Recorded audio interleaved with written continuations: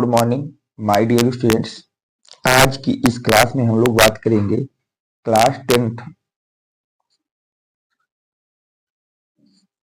Hindi medium के बच्चों के लिए साइंस की बात कर रहे हैं हम लोग बेटा। और साइंस में जितने भी इम्पोर्टेंट आपके फार्मूला होते हैं, जितने भी इम्पोर्टेंट क्या है बेटा फार्मूला हैं न्यूमेरिकल्स के लिए, उनको आज हम इस एक वीडियो में कवर करेंगे। जितने भी इम्पोर्टेंट फार्मूला आपके बुक में दिए गए हैं बोर्ड के पॉइंट ऑफ व्यू से बहुत ही ज्यादा इंपॉर्टेंट है या जिनसे रिलेट करके क्वेश्चन आपसे पूछे जाते हैं, उन सभी फार्मूलों को आज हम एक ही वीडियो में देखेंगे। तो हम चालू करते हैं बेटा। क्लास 10 साइंस है, सही फार्मूला हमको सिर्फ एक वीडियो में आज देखना है। तो सबसे पहला फार्मूला होता है बेटा दर्पण के लिए UVF में संबंध। UVF में क्या बेटा संबंध, चाहे वो उत्तल दर्पण हो या अवतल दर्पण हो, दोनों के लिए ये सूत्र याद रखना है आपको बेटा।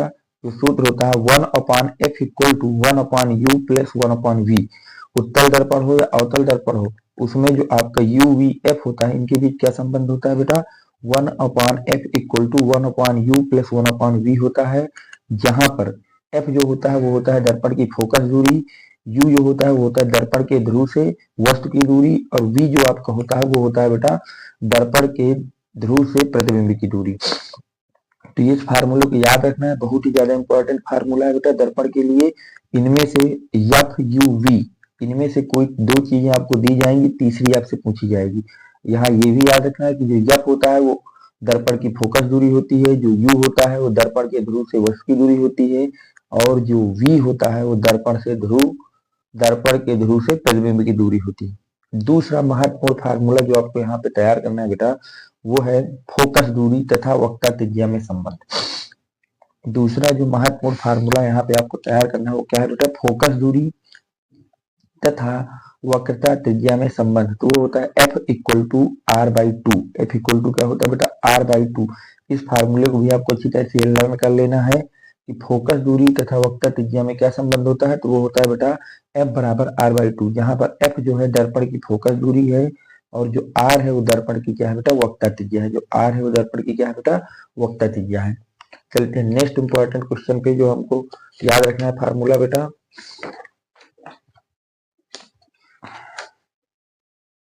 अगला फार्मूला है आपका बेटा प्रतिबिंब का रेखीय आवर्धन। प्रतिबिंब का रेखीय आवर्धन, देखिए रेखीय आवर्धन को यम से दिखाते हैं तो इसके दो फार्मूले होते हैं। पहला होता है बेटा HI/HO और दूसरा होता है M बराबर -V/U। दो फार्मूले हैं, किसी को भी लगा दीजिए, HI/HO लगाइए या माइनस का V/U लगाइए।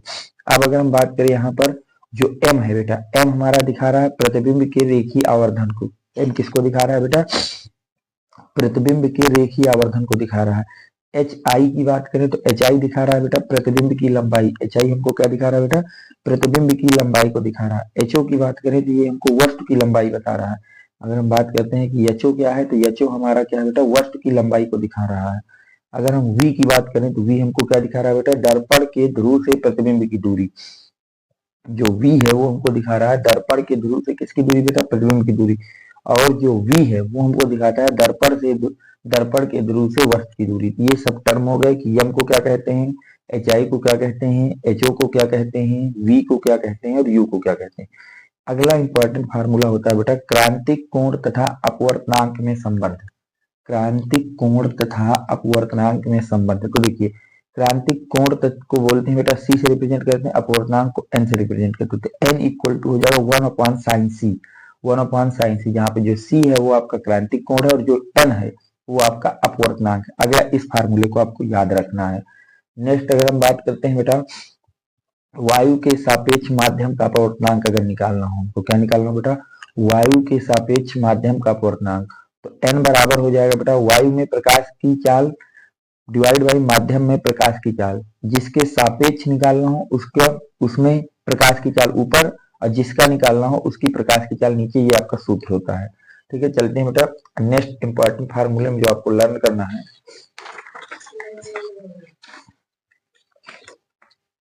अगला है बेटा लेंस का सूत्र। तो देखिए लेंस के लिए अगर हम बात करें चाहे वो उत्तल लेंस हो या फिर अवतल लेंस हो, लेंस की अगर मैं बात करूं तो उसका सूत्र होता है 1/f equal to 1/v minus 1/u। 1/f equal to 1/v minus 1/u, जहां यफ होता है लेंस की फोकस दूरी। जो यफ है, यफ को क्या कहते हैं बेटा? लेंस की फोकस दूरी कहते हैं। वी क्या है? लेंस से प्रतिबिंब की दूरी। और यू क्या है? लेंस से वस्तु की दूरी। लेंस से वस्तु की दूरी।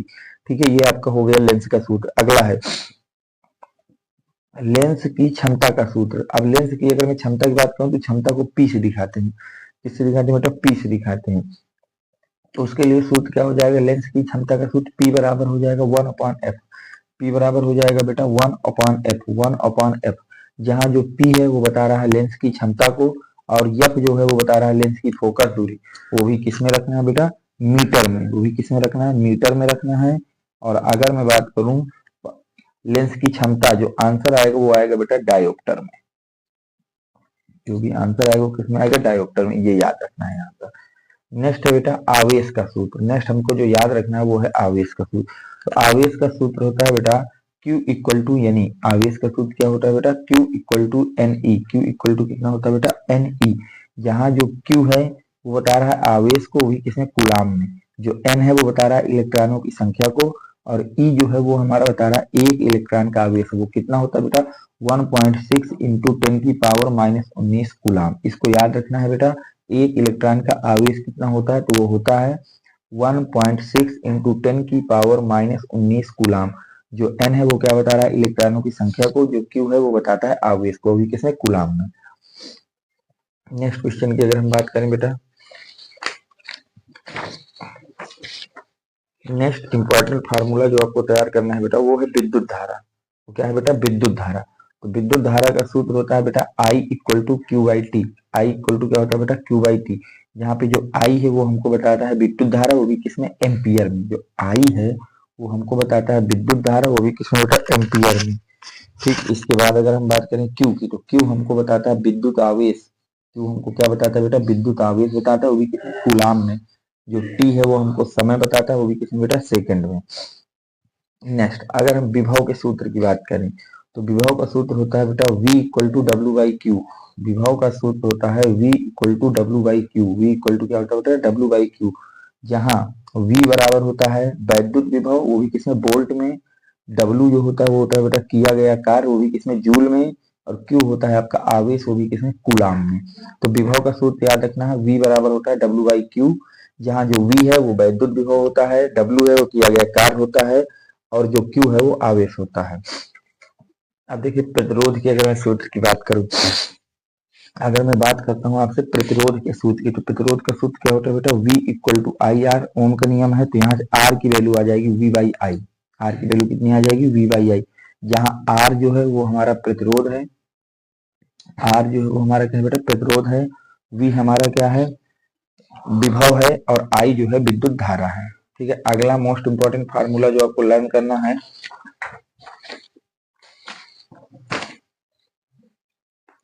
वो है बेटा विशिष्ट प्रतिरोध का।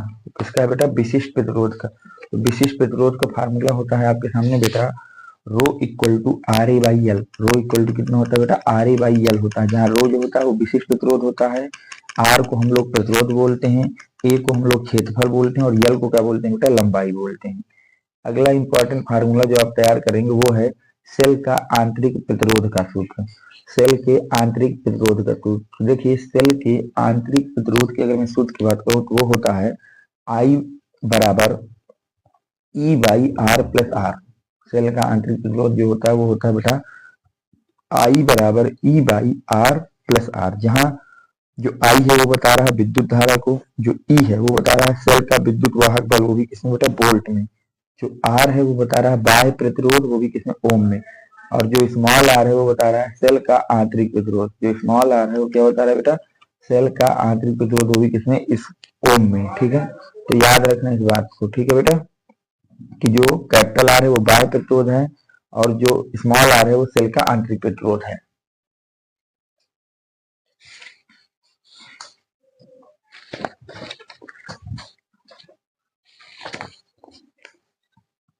नेक्स्ट प्रतिरोधों का श्रेणी क्रम संयोजन। अब देखिए अगर आपके प्रतिरोध श्रेणी क्रम में जुड़े हैं तो सूत्र लगाना है R equal to R1 plus R2 plus R3 that that जितने भी प्रतिरोध उनको सीधे जोड़ देना है।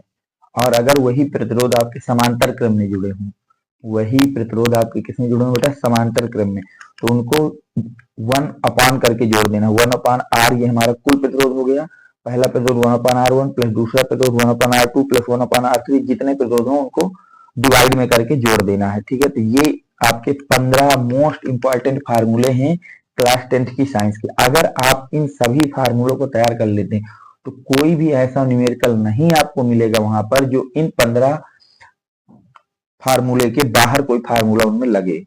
तो उम्मीद करता हूं कि ये सारे फार्मूले आप लर्न कर लेंगे। आपके बोर्ड के तैयारी के लिए ये काफी हेल्पफुल साबित होगा वीडियो बेटा। अगर आपको वीडियो पसंद आया है तो वीडियो को लाइक करें, चैनल को सब्सक्राइब करें और अपने फ्रेंड सर्कल में ज्यादा से ज्यादा लोगों तक जरूर शेयर करें।